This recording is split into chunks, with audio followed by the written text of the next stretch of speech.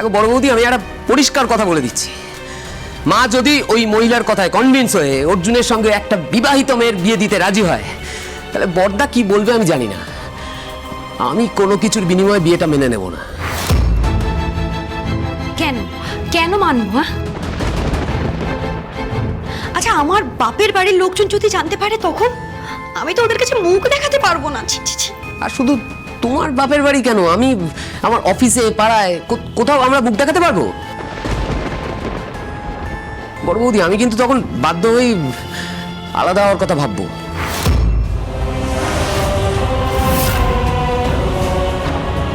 মেস্তা,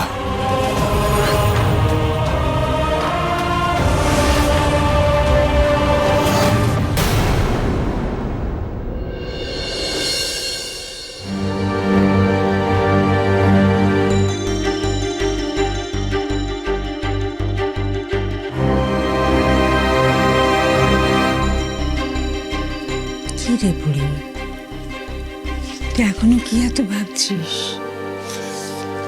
এটা কি এমন অস্বাভাবিক ঘটনা? মা, আমি একজন খুব সাধারণ মেয়ে। আমি জানতাম ভালোবাসা একবারই হয়, বিয়েও একবারই হয়, আর সেই বন্ধনটা 7 জন্মের বন্ধন। এই এত বছরের ধারণা, বিশ্বাস সব কি করে ভুলে যাই বলো তো?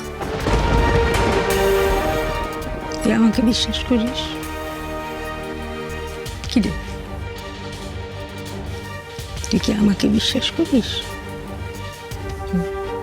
আমি তোকে বলছি না তো, তোর বিশ্বাস, তোর ধারণা সমস্ত ভুল। এত নেগেটিভ ভাবে ভাবিস না। বিশ্বাস কর ফড়িং, আমারও এতদিন ধরে এই তোর যে ধারণা, এরকমই ধারণা ছিল। দেখ, বিয়েটা 7 জন্মের বন্ধন তাদের ক্ষেত্রেই সত্যি হয় যারা ওই 7টা অঙ্গীকার এই জন্মে পালন করে। বাবু সেটা করেনি, আর তুই একা একা সেটাকে জোর করে বাঁচিয়ে রাখতে চাইছিস।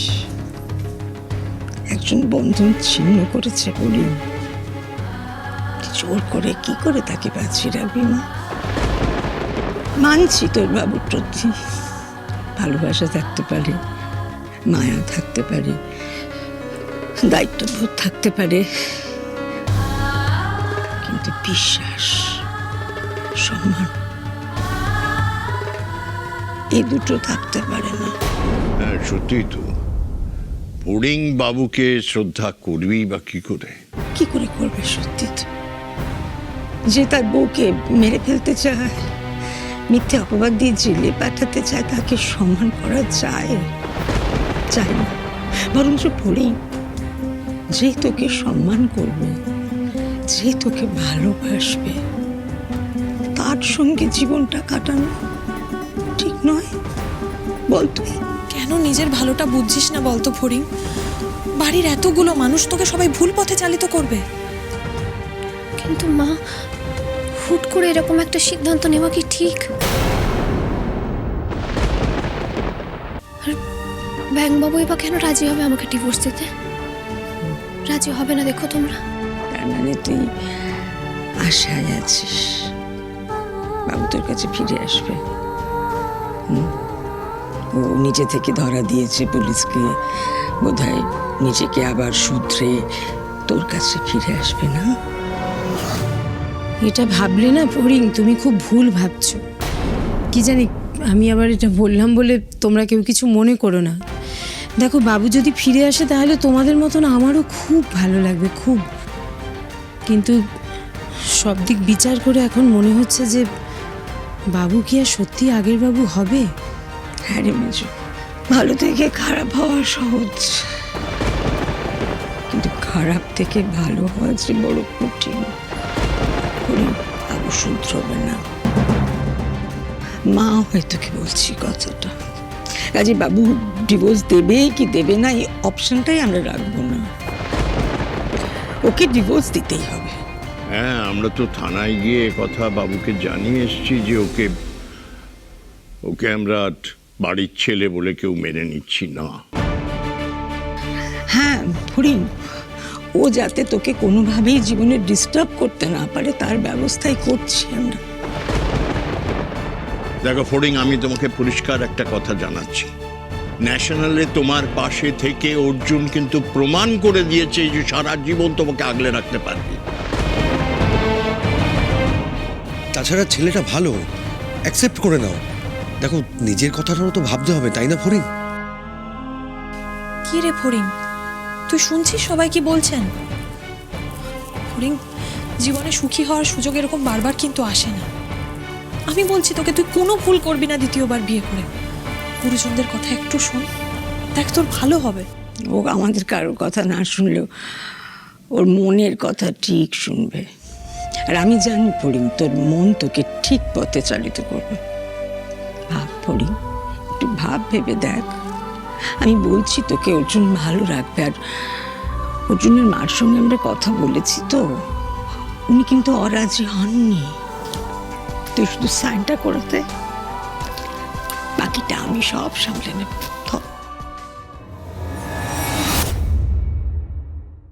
মা, আমি ন্যাশনাল লড়াইটা তো জিতে নিয়েছি, কিন্তু এই লড়াইটা আরো কঠিন। জানি ফরিং, নিজের সঙ্গে নিজের লড়াইটা অনেক বেশি কঠিন, কিন্তু পারবি তুই। অর্জুনের সঙ্গে বিয়ে হলে লড়াইটা আরো বাড়বে ফরিং। সেরকম মনে হলে তোরা এই বাড়িতেই থাকতে পারিস ফরিং। তুই অর্জুন, তুই এই বাড়ির বউ ছিলিস, এখন তুই এই বাড়ির মেয়ে। আমি তো তাই ভাবি। হ্যাঁ একদমই ঠিক তাই। এখন থেকে তুমি এখানেই থাকবে। ফড়িং, বড়দের কথা শুনলে না তোমার ভালো বই মন্দ হবে না, কিন্তু একটু জেদটা কমাও না এবার প্লিজ। শোনো বড়দের কথাটা। এই প্রথমবার সেচকাম্মার বকাকে আমি একদম 100% সাপোর্ট করছি। কি দুষ্টু।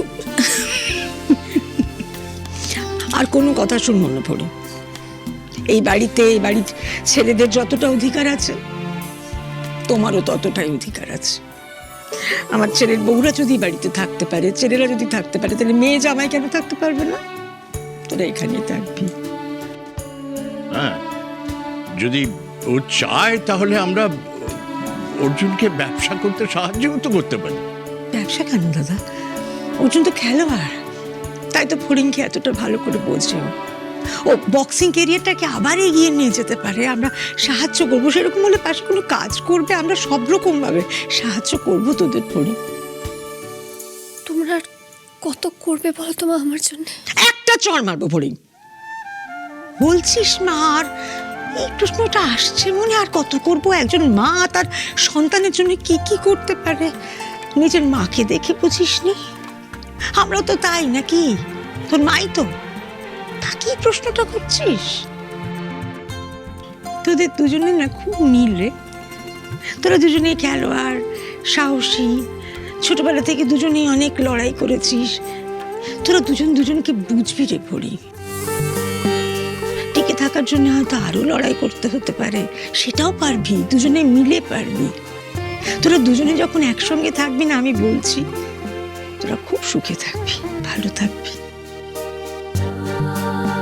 বাবুকে দিয়ে সই করানো আর অর্জুনদের বাড়িতে কথা বলা, এই দুটো দায়িত্ব আমার। তুই শুধু এখন তোর আর অর্জুনের কথা ভাব।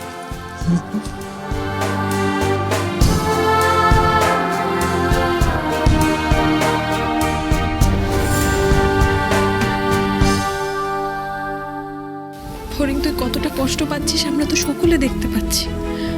আমাদের মুখের দিকে তাকিয়ে না হয় সইটা করে দে, জিদ করিস না মা। আমি চাই যে তোরা দুজনে সুখে সংসার কর। স্বর্গে যাওয়ার আগে এটা দেখে যেতে চাই না। আর তোর কাছে কিচ্ছু চাই না রে বাবা, কিচ্ছু চাই না।